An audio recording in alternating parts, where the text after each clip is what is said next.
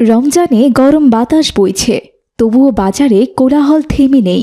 সারি সারি দোকানে খেজুরের স্তূপ। মানুষজন বাজারের জন্য ব্যস্ত, কিন্তু তাদের চোখে ধরা পড়ে না কে সৎ আর কে অসৎ। আজ স্কুল থেকে ফিরতে দেরি হয়ে গেল। বাবা বলেছিল তাকে দোকানের কাজে সাহায্য করতে।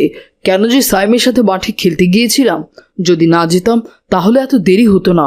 মাহাদি আব্দুর রহমানের একমাত্র ছেলে। বাজারের এক কোণে রাস্তার ধারে ছোট্ট এক দোকানে বসে আছেন আব্দুর রহমান।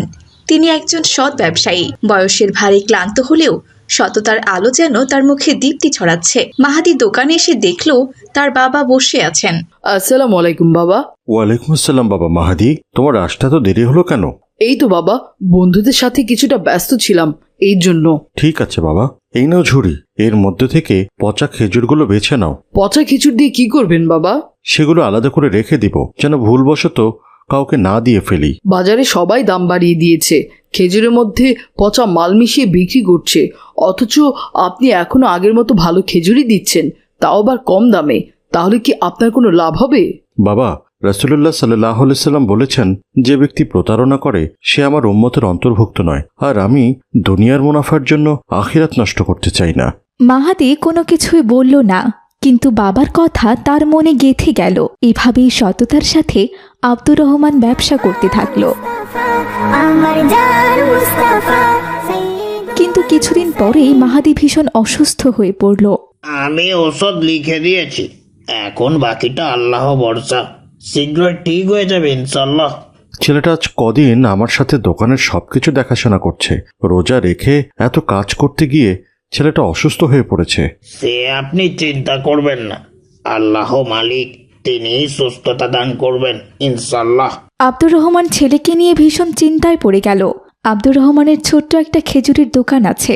সৎভাবে তা থেকে যা আসে তাই দিয়েই দিনকাল ভালোই চলে, কিন্তু এখন ছেলের ওষুধের খরচ জোগাতে আব্দুর রহমানকে হিমশিম খেতে হচ্ছে। ছেলেটার অবস্থা তো আগের মতোই রয়েছে। হে আল্লাহ, তাকে তুমি সুস্থ করে দাও। তুমি কোনো চিন্তা করো না, তাকে দেখে রাখো। আমি একটু বাজার থেকে ঘুরে আসি। এখন বাজার না বসলে কিছুদিন পর খাবার দাবারও টানাটানি পড়ে যাবে। ঠিক আছে, আপনি যান, তবে ছেলেটার ঔষধ প্রায় ফুরিয়ে গেছে, মনে করে নিয়ে আসবেন। আব্দুর রহমান বাড়ি থেকে বেরিয়ে বাজারে যেতে শুরু করলো। এদিকে বাজারের অন্য ব্যবসায়ীরা নিজেদের মধ্যে আলোচনা করছিল। আব্দুর রহমানকে দেখলে রাগই লাগে। আমরা সবাই দাম বাড়ালাম, অথচ এখনো পর্যন্ত সে আগের দামেই ভালো খেজুরগুলো বিক্রি করছে। আরে ওকে পাত্তা দেওয়ার দরকার নেই, নিজের ছেলে মেয়ে অসুস্থ, টাকা নেই, দেখবি একদিন ঠিকই আমাদের মতো হবে। হ্যাঁ, ঠিকই বলেছ। ওই দেখো, আব্দুর রহমান বোধহয় চলেই এসেছে। আব্দুর রহমান তাদের দোকানের সামনে দিয়ে যাচ্ছিল। আব্দুর রহমানকে দেখে রমজান ব্যাপারী বলল, কি ভাই আব্দুর রহমান, তোমার ছেলের অবস্থা এখন কেমন? আলহামদুলিল্লাহ, আল্লাহর রহমতে ভালো। আব্দুর রহমান গিয়ে নিজের দোকানে বসল, কিন্তু সারা দিনে তেমন কোনো গ্রাহক এলো না। দেখতে দেখতে রমজানের শেষ দশক চলে এলো, কিন্তু আব্দুর রহমানের বেচা বিক্রিতে আগের থেকেও মন্দা। হায় আল্লাহ, সব থেকে কম দামে ভালো খেজুর বিক্রি করি, তারপরেও তেমন বেচা বিক্রি হচ্ছে না। এদিকে ছেলেটার জন্য খরচ দিন দিন বেড়েই চলছে। আব্দুর রহমান খুবই চিন্তায় পড়ে গেলেন, কেননা বাকিদের দোকানে গ্রাহকের ভিড়। এরই মধ্যে মোড়লের এক কাজের লোক এসে রমজান ব্যাপারীর কাছে খেজুরের দাম জানতে চাইল। মোড়ল সাহেবের বাড়িতে ইফতারের আয়োজন করা হবে, অনেক খেজুর লাগবে। তোমার খেজুরের দাম কত? আরে, মোড়ল সাহেবের বাড়িতে অনুষ্ঠান, তার মানে অনেক খেজুর, দাম তো কিছুটা বাড়িয়েই বলতে হবে, তাহলে পুরো মাসের লাভ একদিনেই হয়ে যাবে। জি জি, 1 কেজি 500 টাকা করে। এই দেখুন, একদম ভালো খেজুর। ঠিক আছে, আমি তোমাকে 500-এর জায়গায় 600 করে দিব, কিন্তু তোমাকে আমার একটা কাজ করতে হবে। কি কাজ বলুন? তোমাকে এর দাম 800 করে বলে দিতে হবে, যেন তুমিও লাভে থাকো আর আমিও লাভে থাকি। এটা কোনো কথা হলো? এই কাজ তো অনায়াসেই করে দিতে পারবো। আপনি বললে 1000 টাকাও বলতে পারবো। ঠিক আছে, তাহলে কালকে আমি মোড়ল সাহেবের সঙ্গে খেজুর নিতে আসব, তখন তুমি দাম বাড়িয়ে বলবে। এরপর মোড়লের লোক আরও একটি দোকানে গেল।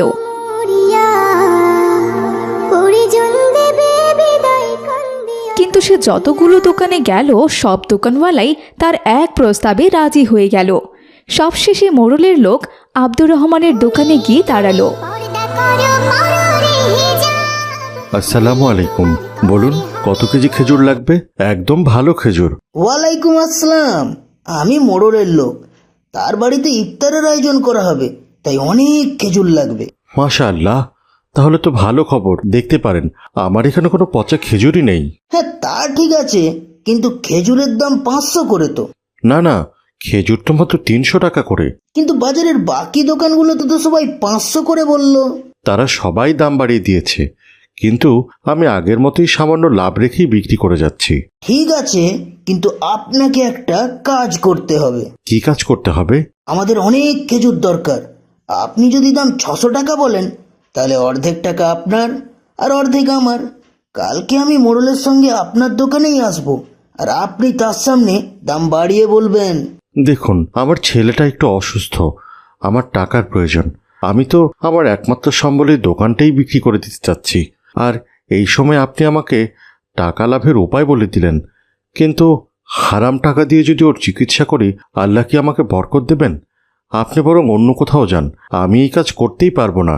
আমি সততার সঙ্গে ব্যবসা করি। ভেবে দেখুন, আপনার জন্য ভালো সুযোগ। আমি যদি আজকে মিথ্যে কথা বলে বেশি টাকা রোজগার করি, তবে আমার সন্তানের মুখে হারাম খাবার উঠবে। আমি কি তা চাইতে পারি? অসৎ পথে হয়তো তাড়াতাড়ি আর্থিক সফলতা আনে, কিন্তু সততার আলো চিরকাল দীপ্তিময় হয়ে থাকে। লোকটি কোনো কিছুই বলল না, কেবল মাথা নেড়ে চলে গেল।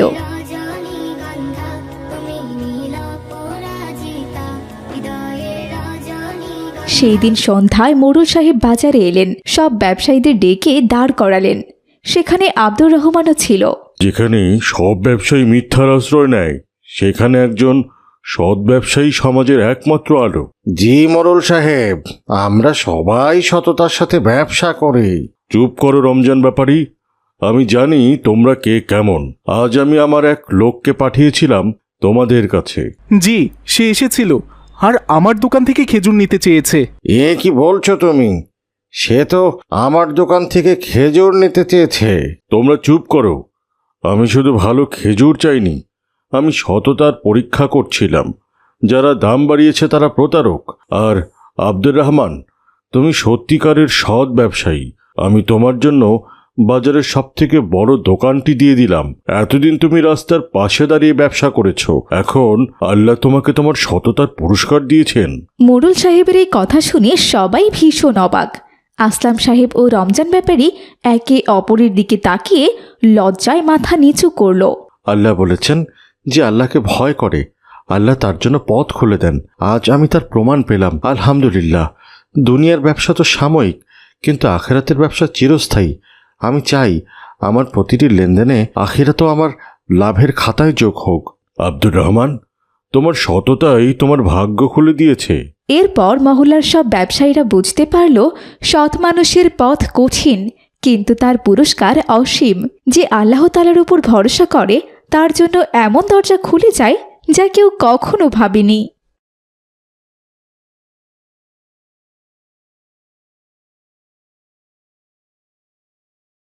আসসালামু আলাইকুম শফিক ভাই, অফিসে যাচ্ছেন বুঝি?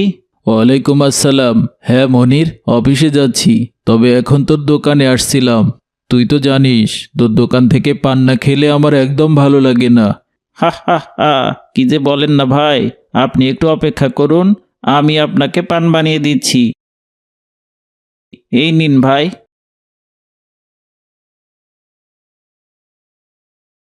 ঠিক আছে রে ভাই, এবার তবে আমি যাই। এই বলে শফিক অফিসে চলে যায়। আসলে শফিক আর মনির একই মহল্লায় থাকে। মনির কদিন হলো বিয়ে করেছে।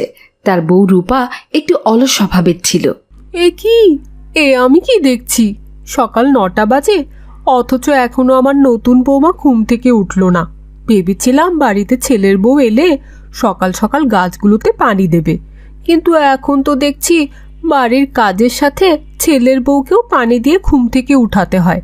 না আছে নামাজ কালাম, না আছে কোনো ভদ্রতা। এটা কি কোনো বৌমা হলো? শাশুড়ির কথায় ঘুম থেকে রূপা যে আবার গল্প শুরু করে। শাকিলা ভাবি, জানো ওই যে আমাদের মহল্লার মিম আছে না, কাল দেখলাম সন্ধ্যার দিকে একটা ছেলের বাইক থেকে নেমে এলো। নিশ্চয়ই কোনো চক্কর চলছে। ঠিকই বলেছো তুমি, আমিও দেখেছি পড়াশোনা বাদ দিয়ে সারাদিন মেয়েটা শুধু ফোন নিয়ে বসে থাকে আর কার সাথে যেন সারাটা দিনভর কথা বলে। মেয়েটার কপালে দুঃখই আছে জানো তো ভাবি। যাই হোক, তুমি থাকো, আমি এখন সকালে রান্না বান্না করিনি, যাই কি রান্নাটা তাড়াতাড়ি সেরে নিই।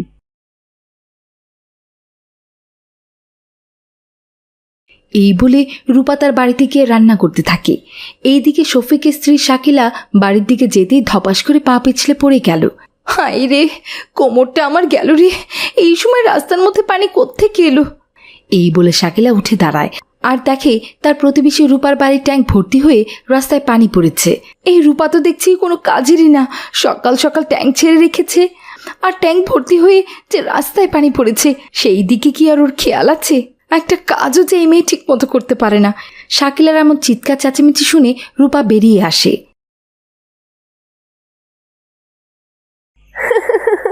আরে ভাবি, তুমি পড়ে গেছো কি করে? একটু দেখে চলতে পারো না? আসলে তোমার সাথে গল্প করে এসে দেখি ট্যাঙ্ক ফুল হয়ে গেছে। একটু দেখে শুনে কাজ করতে পারো না? ভাগ্যিস ব্যথা পেয়েছি, যদি আমার কোমরটা ভেঙে যেত তখন কি হতো? তা ভাবি, সব দোষ আমাকে কেন দিচ্ছ? তুমিও তো একটু দেখে শুনে চলতে পারতে।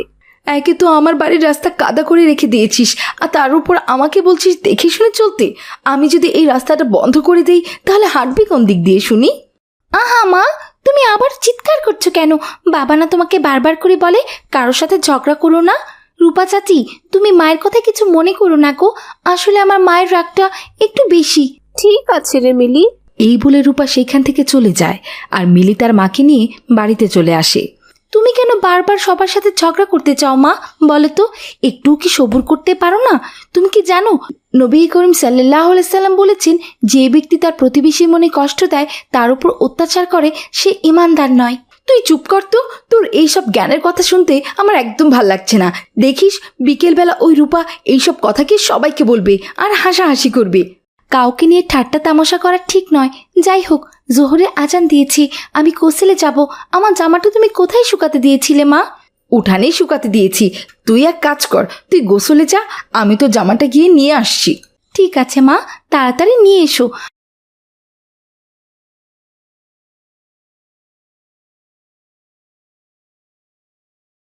এই মেয়েটার তো দেখি কোনো কমন সেন্সই নেই। আমার আধা ভেজা কাপড়গুলো এখনো ঠিক মতো শুকায়নি, তাতে সবগুলো কাপড় একপাশে রেখে নিচের কাপড়গুলো মেলে দিয়েছে। কালকেও এই কাজ করেছে। এইভাবে তো আর চলতে দেয়া যায় না। রূপা, এই রূপা।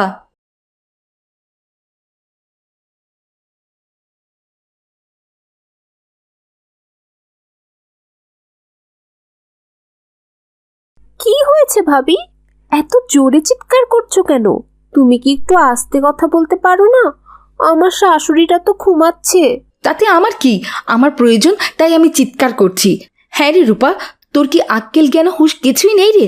বাড়ির উঠানে একটি দড়ি পেতে কাপড়গুলো শুকাতে দিতে পারিস তো? সেটাও কি তোর সহ্য হয় না? আমার আধা ভেজা কাপড়গুলো তুই কেন সরিয়ে রেখে তোর কাপড় মেলেছিস? অতই যদি কাপড় মেলার ইচ্ছে হয়েছিল তাহলে একটি দড়ি টাঙাতে পারিস না? মেয়েটা আমার স্কুল থেকে এসে জামা চাচ্ছে, অথচ জামাটা এখনো শুকায়নি। আরে আরে, শুকায়নি তো আমি কি করব? আজকে তো আমি অনেকগুলো কাপড় ধুয়ে দিয়েছি, কয়টা কাপড়ের জায়গা হচ্ছিল না বলে তোমার দড়িতে কাপড় মেলেছি। আরে আরে বৌমা, কি হয়েছে? এই ভর দুপুরবেলা এত চিৎকার চেঁচামেচি কিসের? দেখুন না মা, শাকিলা ভাবিদের দড়িতে কয়টা কাপড় নেড়েছি বলে ভাবি আমাকে কতগুলো কথা শুনিয়ে দিল। সে আর এমন কি, ও তো স্বভাবই ঝগড়া করা। এই মহিলার সবাই জানে যে ও কেমন ঝগড়ুটে। তুমি এক কাজ করো বৌমা, আঙিনায় আরেকটা দড়ি টানিয়ে দাও আর ওখানেই কাপড়গুলো শুকাতে দাও। শুনুন চাচি, আপনি কিন্তু সবসময় আমাকে এইভাবেই কথা শোনান। রূপা যে আমার আধা ভেজা কাপড়গুলো সরিয়ে কাপড় মেলেছে সেই নিয়ে তো আপনি কোনো কথা বলছেন না, আর আমার ঝগড়াটাই আপনি চোখে দেখলেন। ভাবি, দয়া করে আপনি এবার একটু শান্ত হন। রূপার ভুল হয়েছে, রূপার কখনো এমনটা করবে না। আমি আঙ্গিনায় কয়েকটা দড়ি টানিয়ে দেব, তাতে আপনার কাপড়ও শুকাতে পারবেন, আমরাও পারবো। যতই হোক আমরা আপনাদের প্রতিবেশী, আমাদের মিলেমিশে থাকাই উচিত। আপনি ওর কথায় কিছু মনে করবেন না ভাবি। রূপা, তুমি যাও, ঘরে যাও রূপা। এইভাবে সেই দিনটি কেটে যায়।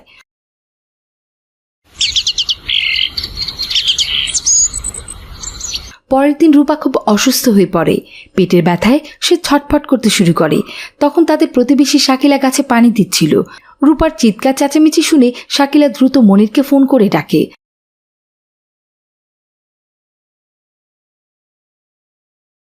আর মনির এসে রূপাকে হাসপাতালে নিয়ে যায়। সেইখানে রূপার চিকিৎসা চলতে থাকে। আপনাকে অনেক ধন্যবাদ ভাবি, আপনার জন্যই সময় মতো রূপাকে ডাক্তারের কাছে নিয়ে আসতে পেরেছি। এখন ওসব কথা বলার সময় নাই রে ভাই। রূপার কি অবস্থা আগে সেইটা বলো। রূপার পেটে অ্যাপেন্ডিসাইটিসের ব্যথা ছিল, ডাক্তারের চিকিৎসায় এখন একটু সুস্থ আছে আলহামদুলিল্লাহ। কিন্তু ভাবি, রূপার সাথে তো আপনার প্রায় ঝগড়া লাগতো, তাহলে রূপার এমন অবস্থা দেখে আপনি আমাকে কেন ফোন করলেন? তুমি কি যে বলো না ভাই, প্রতিবেশীরা একসাথে থাকলে একটু একটু ঝগড়া তো হবেই। তাই বলে কি কারো বিপদে সাহায্য করব না?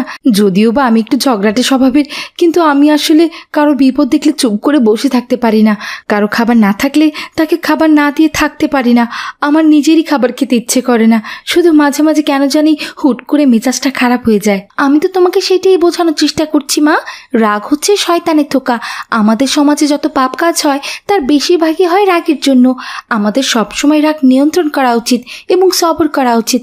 আর রাগের সময় আউযুবিল্লাহি মিনাশ শাইতানির রাজিম পড়া উচিত। তাহলে আল্লাহর রহমতে রাগ কিছুটা কমে যাবে। ঠিক আছে, আমি তাহলে আজ থেকে নিজের রাগ নিজে নিয়ন্ত্রণ করার চেষ্টা করব ইনশাআল্লাহ। চলো মিলি, আমরা তোমার রূপা চাচিকে দেখতে যাই। তুমি আমাকে মাফ করে দাও ভাবি, আমি তোমার সাথে অনেক বাজেভাবে কথা বলেছিলাম, অথচ আমার বিপদের দিনে সবার আগে তুমি আমার পাশে এসে দাঁড়িয়েছো। সত্যি তুমি অনেক ভালো প্রতিবেশী। আল্লাহ তাআলা তোমাকে উত্তম বারাকা দান করুক। আর তাদের মধ্যে এমন মিল মহব্বত দেখে মিলি আর মনির দুজনেই বেশ খুশি হয়ে যায়। এরপর থেকে দুই প্রতিবেশীর মধ্যে আর কখনোই ঝগড়া হয়নি। রাদিয়া ও জান্নাতুল একই মহল্লায় থাকে এবং একই স্কুলে পড়ে। একদিন সকালে স্কুলে যাওয়ার পথে রাদিয়া বলল, জানো জান্নাতুল, আমি গত সপ্তাহে আমার খালার বাড়ি গিয়েছিলাম। এত সুন্দর একটা বাড়ি, বড় বড় কক্ষ, ঝলমলে আলো, কত রকমের রান্না যে খেয়েছি। সত্যি? কেমন ছিল খালার বাড়ি? ওই বাড়ির উঠানে একটা ছোট্ট পুকুর আছে যেখানে রঙিন মাছ ঘুরে বেড়াচ্ছে। খালামণি আমাকে নতুন জামা কিনে দিয়েছেন, সুস্বাদু খেজুর, মধু আর মিষ্টি খাইয়েছেন। মাশাআল্লাহ, আমিও যদি খালার বাড়ি যেতে পারতাম। কেন যেতে পারবে না? তোমার কি খালা নেই? আছে, কিন্তু আমি কখনো যাইনি। বাড়ি গিয়ে মাকে এই বিষয়ে বলবো ইনশাআল্লাহ। এরপর স্কুল শেষ করে সন্ধ্যায় বাড়ি ফিরে সে মায়ের কাছে গিয়ে মিষ্টি সুরে বলল, মা, আমি আমার খালার বাড়ি যাব, আমি ওখানে সময় কাটাতে চাই। হঠাৎ খালার বাড়ি যেতে চাইছো কেন? মা, আমার বান্ধবী রাদিয়া বলছিল ওর খালার বাড়ি নাকি খুব সুন্দর। আমিও দেখতে চাই আমার খালার বাড়ি কেমন।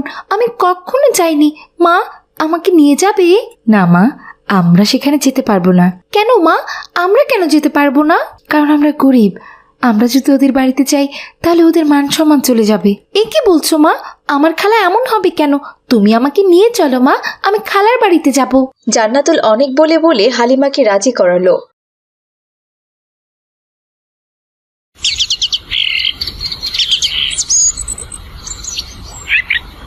পরের দিন জান্নাতুল স্কুল থেকে ছুটি নিয়ে খালার বাড়িতে যাওয়ার জন্য প্রস্তুতি নিল।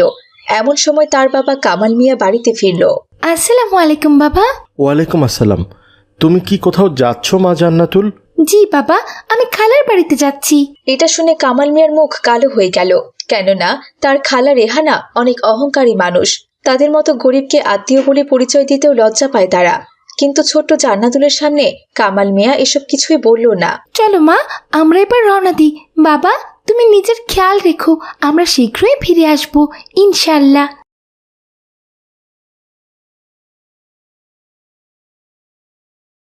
এরপর জান্নাতুল ও হালিমা রেহানাদের বাড়িতে পৌঁছে গেল। রেহানার একটা মেয়ে ছিল যার নাম ছিল মিলি। সেও তার মায়ের মতোই অহংকারী। জান্নাতুলকে দেখে মিলি বলল, এই যে মেয়ে, তুমি এখানে কেন এসেছো? হ্যাঁ, এটা আমার খালার বাসা। উনি কি বাড়িতে আছেন? ও, তার মানে তুমি জান্নাতুল? হ্যাঁ, তুমি মিলি, কেমন আছো? তোমার মতো গরিবদের সাথে আমি কথা বলি না। চলে যখন এসেছো তখন যাও, কিছুক্ষণ থেকে চলে যেও। এমন সময় সেখানে রেহানা এলো।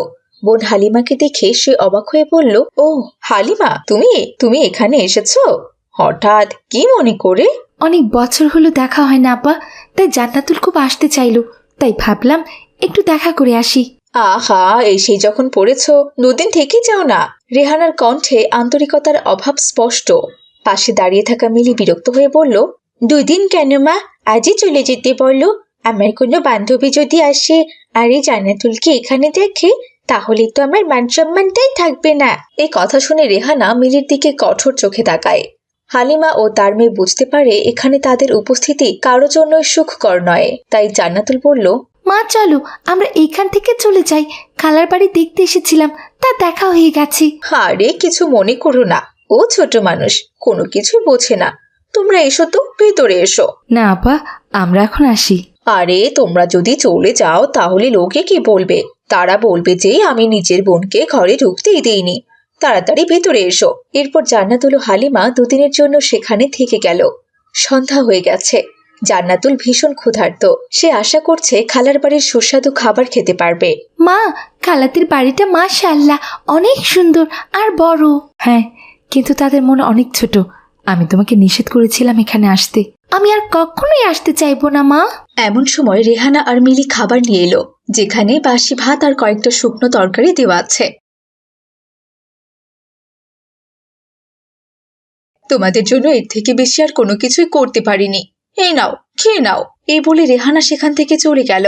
রেহানা চলে যেতে মিলি জান্নাতুলকে বলল, তোমাদের জন্য নতুন থালা বের করিনি, এগুলোই তোমাদের জন্য যথেষ্ট। মা মিলি, এসো তুমিও আমাদের সাথে খাও। কি, আমি তোমাদের সাথে খাবো? কখনোই না। মিলি, এইটাই কি তোমাদের আতিথেয়তা? তোমরা গরিব, তোমাদের সাথে আমাদের আত্মীয়তা হয় না জান্নাতুল। তোমাদের তো এসবই ভালো লাগে, তাই না? বাসি ভাত, শুকনো তরকারি, এগুলোই তোমাদের জন্য মানানসই। জান্নাতুল বিস্ময়ে চুপ হয়ে যায়। তার চোখে পানি চলে আসে, কিন্তু সে কোনো কিছুই বলে না। সে মুখ নামিয়ে খাবার নিতে গেল, কিন্তু তার মা হালিমা তার হাত ধরে ফেলল। না জান্নাতুল, আমরা এখানকার খাবার খাবো না। কেন মা? এমন সময় রেহানা এসে বলল, মিলি, তুমি এখানে কি করছো? যাও, ওদেরকে খেতে দাও। আমরা এইসব খাবার খাবো না। মিলি আমাদের অনেক কিছু বলেছে আপা। আরে এইসব কি বলছো? মিলি তো শুধু মজা করছিল। মেহমানের সঙ্গে মজা করা ইসলামের শিক্ষা নয় আপা। রাসূল সাল্লাল্লাহু আলাইহি সাল্লাম বলেছেন, যে ব্যক্তি আল্লাহ ও পরকালের প্রতি ঈমান রাখে সে যেন তার অতিথিকে সম্মান করে। চলো জান্নাতুল, আমরা বাড়ি ফিরে যাই। তোমরা ফিরে গেলেই শান্তি। যাও, তাড়াতাড়ি যাও। এটা ঠিক নয় মিলি। ইসলাম আমাদের শেখায় ধনী গরিব সকল মানুষের মধ্যে ভেদাভেদ থাকবে না। আল্লাহর কাছে আমরা সবাই সমান, তেমনি আমাদের একে অপরকে সম্মান জানানো উচিত। তুমি জানো রাসূল সাল্লাল্লাহু আলাইহি সাল্লাম বলেছেন, তোমাদের মধ্যে সেরা সে যে তার সঙ্গীকে ভালোবাসে। আমি তো তোমার খালাতো বোন, তবুও তুমি আমার কষ্ট দিচ্ছ। মিলি তো ছোট মানুষ, কিন্তু তুমি তো বড় মানুষ। তুমি কি জানো না রাসূল সাল্লাল্লাহু আলাইহি সাল্লাম বলেছেন, আত্মীয়তা ভাঙলে আল্লাহ তাকে তার প্রিয় করেন না।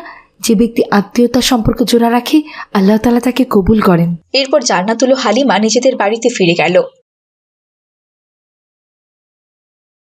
জান্নাতুলের কাছ থেকে এমন আচরণের পর মিলি ও রেহানা নিজেদের ভুল বুঝতে পারল। মা, আমরা কি তাদের সাথে খারাপ ব্যবহার করলাম? আল্লাহ কি আমাদের ক্ষমা করবেন? যদি ওরা আমাদের ক্ষমা করে তবেই করবেন। তাহলে চলো মা, আমরা খালাদের বাড়িতে যাই, আর জান্নাতুল খালার কাছে মাফ চেয়ে নেই। এই বলে মিলি ও রেহানা রওনা দিল। এদিকে হালিমা ও জান্নাতুল বাড়িতে ফিরে মন খারাপ করেছিল। এটি দেখে কামাল মিয়া বলল, আমি জানতাম এমন কিছু একটাই হবে। টাকা পয়সার অহংকারে তারা আত্মীয়তা ভুলেই গিয়েছে। বাবা, আল্লাহ কি তাদের জন্য কোনো শাস্তি রেখেছেন যারা আত্মীয়তা সম্পর্ক ছিন্ন করে? হ্যাঁ নিশ্চয়ই, আল্লাহ তাদেরকে কঠিন শাস্তি দেবেন। কামাল মিয়া ও জান্নাতুল কথা বলছিল, এমন সময় সেখানে রেহানা ও মিলি এলো। তোমরা এসেছো, এসো বসো। আমি তোমাদের সাথে কত খারাপ ব্যবহার করলাম, তবুও তুমি আমাকে বসতে দিচ্ছ? আমি তো তোমার মতো অবুঝ নই। আমি জানি আত্মীয়তা সম্পর্ক রক্ষা করা কতটা গুরুত্বপূর্ণ। আমিও নিজের ভুল বুঝতে পেরেছি, তাই ক্ষমা চাইতে এসেছি। হ্যাঁ মা জান্নাতুল, আমিও তোমার কাছে ক্ষমা চাইবো। এরপর তারা একে অপরের মাঝে সম্পর্ক ঠিক করে নিল। মিলির মধ্যে পরিবর্তন শুরু হলো। সে বুঝতে পারল টাকা পয়সা নয়, মানুষের মন ও আস্থা সত্যিকারের মূল্যবান। এরপর সে জান্নাতুলের সাথে ইসলাম চর্চা শুরু করলো। ইসলাম তার কাছে সত্যিকার অনুভূতি, শ্রদ্ধা এবং মর্যাদার শিক্ষা নিয়ে এলো।